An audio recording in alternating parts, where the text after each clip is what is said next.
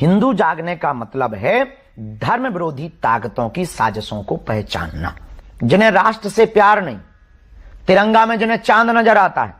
ऐसे तो सेकुलर हिंदू भी हैं जो अपने आप को हम उनके भी खिलाफ हैं। लेकिन आप जब बात करते हैं तो उसमें एक विभाजन, ऐसा लगता है कि एक विभाजन की लकीर आप चाहते हैं हिंदू और मुस्लिमों के बीच। बिल्कुल आप भगवाए हिंद की बात करते हैं, वो गजवाए हिंद की आप कहते हैं। अगर मैं भगवाए हिंद बोल रहा हूं तो उससे आपत्ति क्यों है?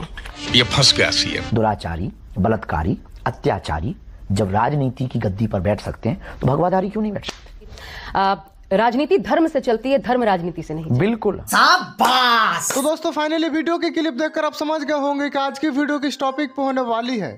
लेकिन उससे पहले मैं आपको यह बता दूं कि आज की इस वीडियो में इस पाखंडी बाबा उर्फ धीरेन्द्र शास्त्री, जिनकी आज पूरी तरह से बैंड बजने वाली है, क्योंकि इस पत्रकार ने इस धीरेन्द्र शास्त्री की पूरी तरह से बैंड बजा दी। तो इस वीडियो को शुरू से लेकर एंड तक जरूर देखें। हिंदू अगर जागा होता तो ज्ञान वापी का मामला कब का सुलझ गया होता। हिंदू अगर जागा होता तो कृष्ण जन्मभूमि में रामलला की तरह भगवान बैठ गए होते। हिंदू अगर जागा होता तो 500 साल तक के लिए हम लोगों को राम मंदिर के लिए इंतजार नहीं करना पड़ता। मैं आपसे 2 सवाल पूछना चाहती हूँ, आपने जो कहा उसी बात पर। एक तो आप हिंदू जब जागने की बात करते हैं तो वो जागृत अवस्था आप किसे मानते हैं, पहली बात। दूसरी, बहुत बड़े बड़े संत तो इस देश में देखे हैं जिन्होंने हमें पथ दिखाया, इस देश को राह दिखाई, जहां आज हम आप खड़े हैं।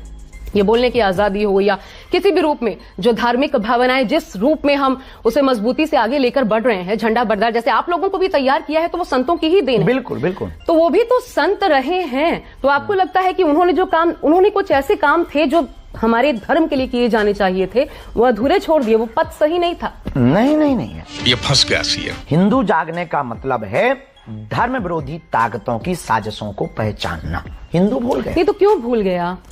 मैं अगर मुस्लिम समुदाय की बात करूं, ये नियमतः हर बच्चे को कुरान पढ़ाई जाती है, तो फिर हिंदुओं में क्यों भागवत गीता नहीं पढ़? ये किसकी गलती है? क्यों बच्चे को भारत के सनातनी हिंदुओं में अभिभावकों की गलती है। तो ना उन्होंने रामचरितमानस का ज्ञान दिया, ना गीता का ज्ञान दिया, ना शिक्षा पर जोर दिया, ना सनातन संस्कृति के प्रचार प्रसार पर जोर दिया।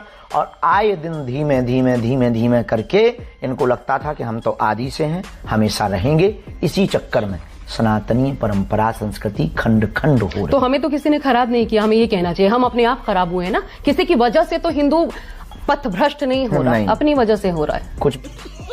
कुछ ब्रेन वॉश किया, कुछ अभिभावकों ने गलती की।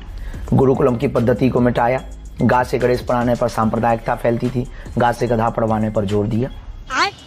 लेकिन आप जब बात करते हैं तो उसमें एक विभाजन, ऐसा लगता है कि एक विभाजन की लकीर आप चाहते हैं हिंदू और मुस्लिमों के बीच। बिल्कुल। आप भगवाए हिंद की बात करते हैं, वो गजवाए हिंद की आप कहते हैं। अगर मैं भगवाए हिंद बोल रहा हूं तो उससे आपत्ति क्यों है? क्यों किसी को जब गजवाए हिंद से इस देश को आपत्ति नहीं हो रही तो भगवाए हिंद से क्यों है? क्योंकि हम तो वसुधैव कुटुंबकम लेकर इतने भी उदार चरित्र नहीं है कि तुम हमारे संपत्तियों को, हमारी मकानों को, हमारी जमीनों को, हमारी संस्कृति को मिटा दो और हम उदार बने रहे। गजब की उदारता है। फिर तो काहे को उदार बन रहे हो, लुट रहे हो। तो आप हृदय पलटने में विश्वास नहीं रखते? हम हृदय पलटने में, पर हम व्यक्ति को पलटने में। अच्छा, हृदय हम बार पलटे, वो ना पलटे। हाथ तो किसी को बढ़ाना पड़ेगा। पर वो बढ़ा दें तो क्या दिक्कत है? इतने हमने बढ़ाए हैं, वहां से बढ़वा दीजिए। तो बुद्धिमत्ता तो आपके पास है। बुद्धिमत्ता राज, इसका मतलब वो मूर्ख है। अगर मान लीजिए, अगर मैं कहती हूं सामने वाला मूर्ख, अगर मूर्ख मैं हाथ बढ़ाऊं वो आ जाए तो क्या बुराई? फिर वही बात, हम तो स्वीकार करने के लिए तैयार है ना। घर वापसी करें, हाथ बढ़ा रहे लोग, भेजाओ आप,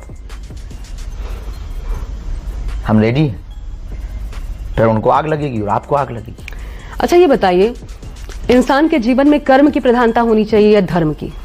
धंधा बंद करवाएगा क्या धर्म की बात करना मुश्किल हो गया? आपका अनुभव मैं 2 सालों का जानना चाहती हूँ। बहुत क्रिटिसाइज किए गए, लेकिन तब क्रिटिसाइज किए गए आप जब आपने हिंदू राष्ट्र की बात की, धर्म की बात की, ये सारी चीजें जब ये आया, अवलोकन में आया, आपको लगता है धर्म की बात करना मुश्किल हो गया? आपका अपना अनुभव क्या है? बहुत हमले होते हैं, धमकियां दी जाती हैं, फोन कॉल्स पे धमकियां दी गई हैं, बहुत से घर के बाहर पर आकर के गाली गलौज हुए हैं, नारेबाजियां हमने सही हैं, अपनी गाड़ी पे हमने हमले सहे हैं, आज भी गालियां सह रहे हैं कि तुम हिंदू राष्ट्र बनाओगे, देख लेंगे।